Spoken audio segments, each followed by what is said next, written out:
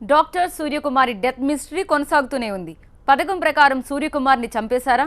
ఆ తర్వాతే మృతదేహాన్ని కాలువలో పడేశారా? అసలు ఆ రోజు విద్యాసాగర్ ఇంట్లో ఏం జరిగింది?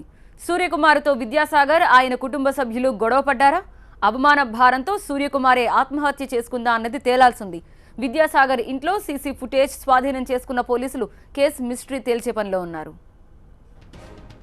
విజయవాడలో సంచలనం రేపిన డాక్టర్ సూర్యకుమారి మిస్టీరియస్ డెత్ లో పోలీసుల విచారణ స్పీడ్ అందుకుంది. సూర్యకుమారిది హత్య, ఆత్మహత్య మిస్టరీ తేల్చేందుకు అన్ని కోణాల్లో దర్యాప్తు చేస్తున్నారు. అందులో భాగంగా విద్యాసాగర్ ఇంటి నుంచి సీసీటీవీ ఫుటేజ్ ని సేకరించారు. ఆ ఎక్స్క్లూజివ్ దృశ్యాల్ని టీవీ9 సంపాదించింది. జూలై 31న అర్ధరాత్రి దాటాక సూర్యకుమారి విద్యాసాగర్ ఇంటికి వెళ్ళింది. 12 గంటలకు డేట్ మారింది. ఆగస్టు 1న తెల్లవారుజామున ఎగ్జాక్ట్లీ 1:46 సూర్యకుమారి విద్యాసాగర్ ఇంట్లో ఉంది. సీసీటీవీ ఫుటేజ్లో ఈ దృశ్యాలు స్పష్టంగా కనిపిస్తున్నాయి.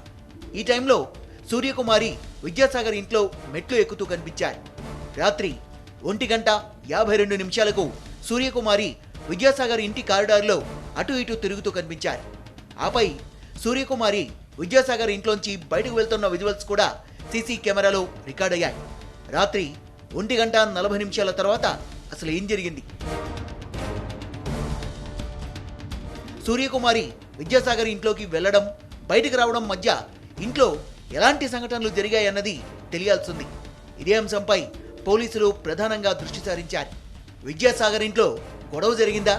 ఆ గొడవతో సూర్యకుమారి మనస్తాపానికి గురైందా? ఆ తర్వాత ఏం జరిగింది? అదృశ్యం కేసు నమోదయ్యాక 4 రోజుల తర్వాత సూర్యకుమారి మృతదేహం రైవాస్ కాలువలో దొరికింది. అయితే ఇది హత్య, ఆత్మహత్య అన్నది మిస్టరీగా మారింది. సూర్యకుమారి మృతదేహంపై గాయాలున్నాయని పోస్టుమార్టంలో వెల్లడైంది. ఒకవేళ సూర్యకుమారి ఆత్మహత్య చేసుకుందనే అనుకుంటే ఆమె ఒంటిపై గాయాలు ఎందుకయ్యాయి, ఎలా అయ్యాయి అన్నది కీలక అంశం. సూర్యకుమారిని హత్య చేసి ఆత్మహత్యగా చిత్రీకరించేందుకు కాలువలో పడేశారని ఆరోపించారు ఆమె కుటుంబ సభ్యులు. మొత్తం ఆ రోజు 1:30 నుంచి 4:30 వరకు పాపని వాళ్ళ ఇంట్లో కానీ, వాళ్ళ పేరెంట్స్ కానీ, వాళ్ళ మిస్సెస్ కానీ అక్కడే జరిగింది. అంత కరెక్ట్గా ఎవిడెన్స్ ఉంది కాబట్టి అతని మీద ఆరోపణ చేయడం జరిగింది.